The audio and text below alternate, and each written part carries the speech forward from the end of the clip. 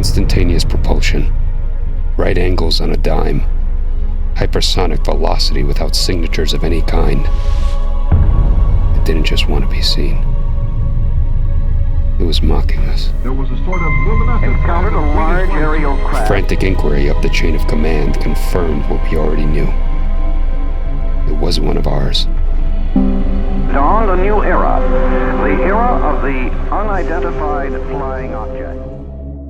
This is a terrific piece of work here, this first issue. I gotta be honest, I loved it so much. It's so consistent in its presentation. The artwork is fantastic. The minute I saw what these guys were doing, I was all in. I've got my copy already virtually, and it is fantastic. My name is Tom Worthachowski. I write, edit, work with John and Ezekiel and Mateus to put all this together and hopefully bring something that everybody enjoys.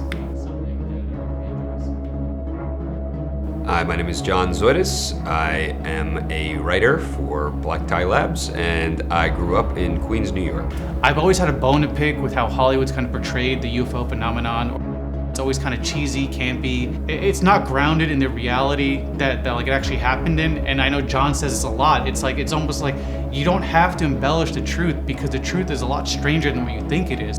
You know, I was the type where I'm like, there's probably some other explanation. But then once I got into the research, pretty quickly, I realized like, oh yeah, it's actually kind of irrational to acknowledge that there wasn't something going on here. I was always involved with UFOs in the community. I always really wanted to know what was going on. Back in 1947, there were a series of sightings that made the newspapers. At the same time, we're traveling through intelligence channels. And it became this big mystery, at least for us in the military sense, as to figure out what these things were that were flying around. And obviously I didn't live in the 40s, so I can only go based off the research, but there seemed to be a brief moment in time when the UFO phenomenon first started where it was like a fact. It's a story about a group of men facing something they've never seen before and are using their whatever resources they have and their own wits available to them to find out what this was. In terms of the public consciousness, the public was at least accepting pretty immediately that there are these things flying around and they could be extraterrestrial or at the very least advanced military technology, whether they thought it was the US or Russia. And then pretty quickly, that fact becomes fiction and it becomes conspiracy and conspiratorial thinking. Project Sign is basically a government mandated project at Wright-Patterson Air Force Base where they got our best intelligence officers, our best aeronautical engineers to come together and solve the UFO mystery. I think it's important to tell the story from the investigators because, again, we want to go on the journey with them and we want to be able to see what they're seeing because we're trying to get a front row seat to what actually was going on. And the people who had the front row seat were those investigators.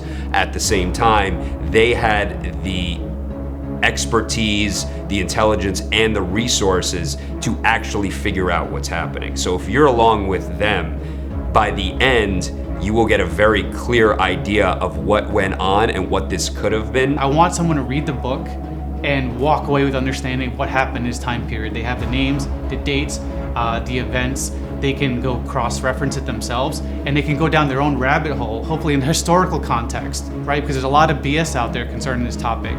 This way, they have almost like a roadmap and a very, I don't even want to say elementary understanding because we do go really in depth into what went on, but they have a framework that they can use now to, fill in the puzzle pieces for themselves. So it's like almost like an element of self-disclosure, at least, in my highest aspirations. Looking through the eyes of these investigators, and we're along the journey with them, figuring out information as they go along and finding out new revelations in order to get them closer or further from the truth. We walk them through it. I want them to come away with that first issue feeling like we are telling an honest story, that we're staying true and respectful of the UFO phenomenon. I think it does it justice to someone who's wanted something like this grounded in reality, grounded in an element of truth to further their interest in the topic.